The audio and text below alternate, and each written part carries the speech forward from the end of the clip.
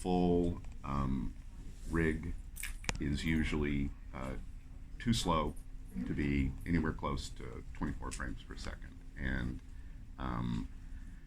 so we're kind of always caught in this tug of war between the performance and the complexity of the shape that the animators want, and just in the course of production, just going for that creative goal, and then suddenly the character is too slow and it's an emergency and we have to pull in the tools group, and there's some attempt to re-optimize an already thrice optimized deformer, or convince animation that they can live without some particular relax on the surface or something like that. So I'm definitely interested in people's thoughts and strategies around that. We do use our own proprietary software, Presto, so it's kind of a hell of our own making in some ways, but maybe strategies could be applicable from other packages.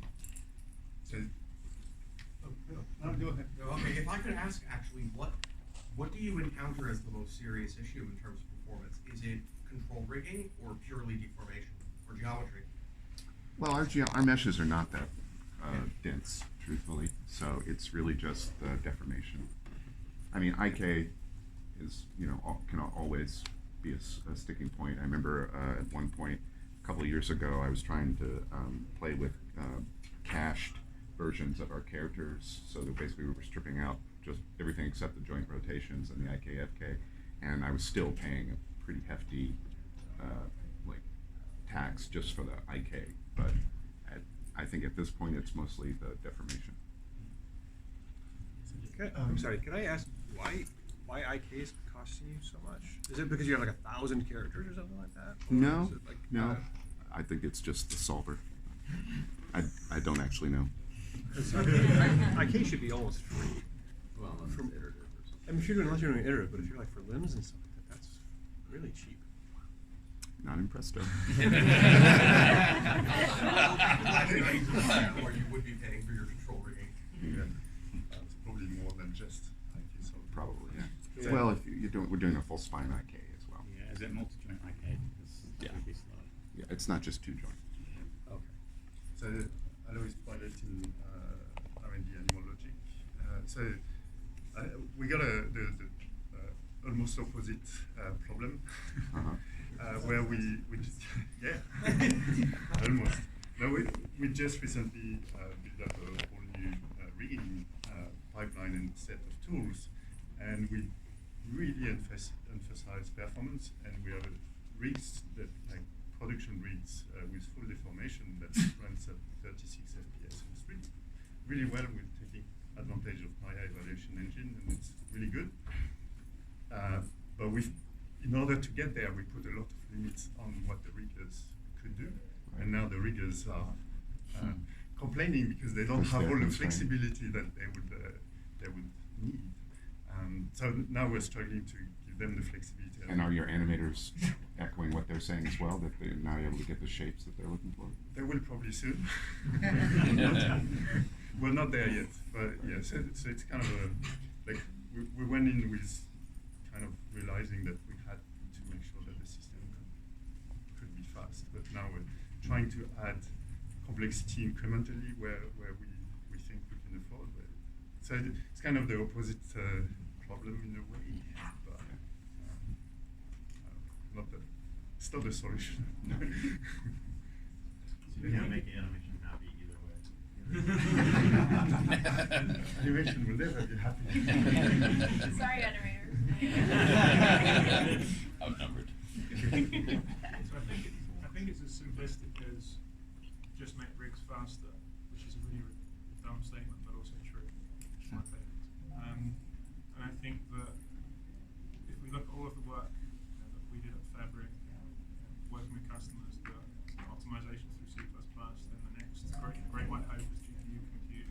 Right. Then you run into TDs can't write GPU solvers, then we're going to have two different stacks. Pain of all of that. It seems that the next great white hope is around machine learning. The stuff that I don't know if anyone from DD is here. Yeah. There's any company I know that's publicly talking about their work on that front. I don't know if anyone else is sort of prepared to talk about that, but that mechanism around Removing rigs altogether, really. I think that approach of also using, you can have your heavy sim on deformers and you use that to do machine learning derived representation that you're then using for animation, you get real-time performance for that. I'm yet to see, I'm really impressed with what BD's done there. I'm sort of yet to see what the downfalls might be beyond the talent retention issues of trying to keep anyone that's got machine learning on their LinkedIn resume. I don't know if you're moving, more like using it to train, using the rig to train. Can I just ask everyone to speak a little louder because I don't think everyone can hear. So on the topic of machine learning, we did a paper, Paul DeLorenzo from Drimworks, did a paper last year on machine learning in terms of approximation of body deformation for Louder, sorry? Louder. Louder? Oh, shit. Okay. Louder and deeper? What is this, an acting class? What kind of acting do you want? What's my character here? So we did a paper on machine learning last year. It was with UC Berkeley about how to approximate body deformation for certain characters. So this was like Poe, Shifu. It was very early. It's very much more of a research.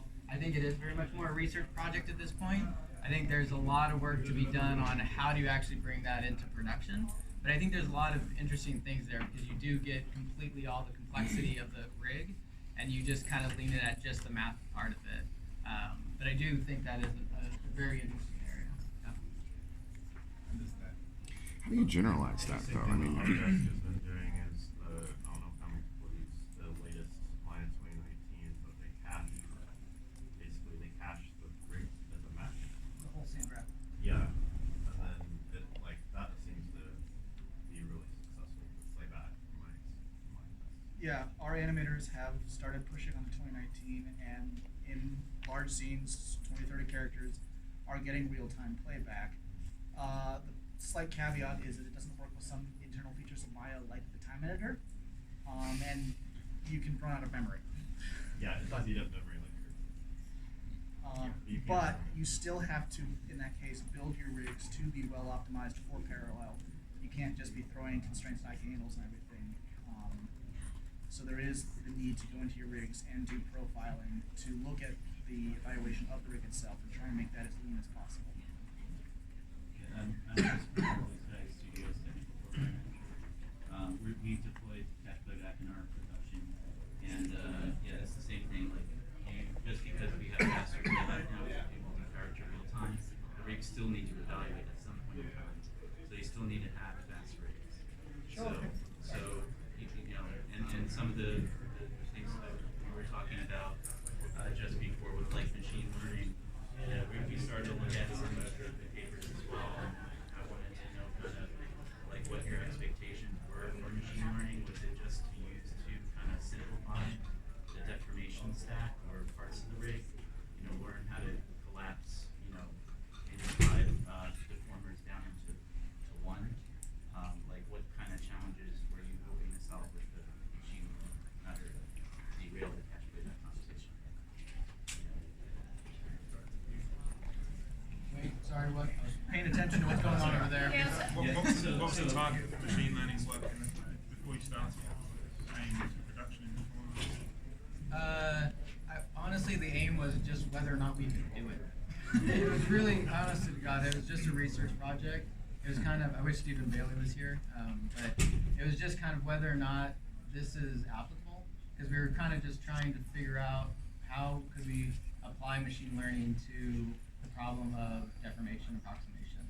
And it is an approximation. I mean, I want to emphasize that I think the idea that you might, and maybe years ahead you'd be able to do it, but the idea that you would get it matched up exactly, I think might be a little bit too high of a bar. But would it match up enough that it's much better than a stand-in, but at the speed of a stand-in, but gets you pretty close to that final deformation? I think that's possible. In our paper last year, we just did body. That was actually a little bit easier. We're working on face right now. Yeah, so that one's I found it to be a little bit more difficult. Might need a different kind of approach to it. But I think there's a lot of hope on it. But at Drimworks, we have the cached, we call it premonition. We have the cached frames around it. You still need the fast evaluation. But I'm interested to think about how you take machine learning and apply it to production, because you need data, and so we just generated it, but it'd be very interesting to figure out, when do you apply it? Maybe you put it into production and you let it go for a few sequences, and that might get you enough data that you can then start driving, how to actually apply machine learning. So I think there's a lot of interesting problem sets there about how do you actually deploy it and how does it work. There's something interesting in what you're saying, which is, I think what I say like machine learning is that people have a hammer, they're looking for nails. And so, you said you categorize it as the great white hope. I think it's important to understand that, it may help in some of the evaluation related issues by providing some of these approximations, but it's not going to help with the rig building problem itself, because in many cases you need to generate training data, right? And, you have to still build it. And well, nobody has any idea about is how you can use machine learning to generalize across some arbitrary rig, right? And somebody said something earlier. They said, we always have people who say, can you just add the one more feature, or we don't have the level of control that we want. I think the other big unknown at the moment with machine learning is, okay, you have a trained network, and now I need to just add that one feature because things are moving in a slightly bizarre way. Okay, start training again, because we don't know how to just add that one extra tweak or feature, right? So it's definitely one way. Like, you build a rig and then you generate it's kind of, to me, it's like an optimized version of the thing. So you still need the thing, and it's still it's only solving the performance problem. It's not solving the rig building problem by any means. I don't see it as solving that. What we're doing for the performance part, though, because so I have used machine learning to transfer one shapes to other joints. But if it's just one shapes are actually fairly efficient. They've gotten better than the version of mine. But if you're maybe using a muscle-based system, which the games we haven't got there yet, if you transfer it to joints, it's actually more expensive. The skin cluster, at least in mine, is more expensive than one shape. So, but we've used that. There are reliable ways to basically transfer the one shapes to joints, and then just use that, and just use the one shape faction to train. I honestly, maybe I'm not as hopeful as like that next level. I feel like it's a tool in toolbox, and I think in certain cases it's a good solution for the problem at hand. Other cases you're probably just better off doing. It matters, I think, the complexity of the character and what you're trying to achieve. But I don't think it's totally the next, or I don't think it'll solve all problems, all the cases. I think it will probably have some limited.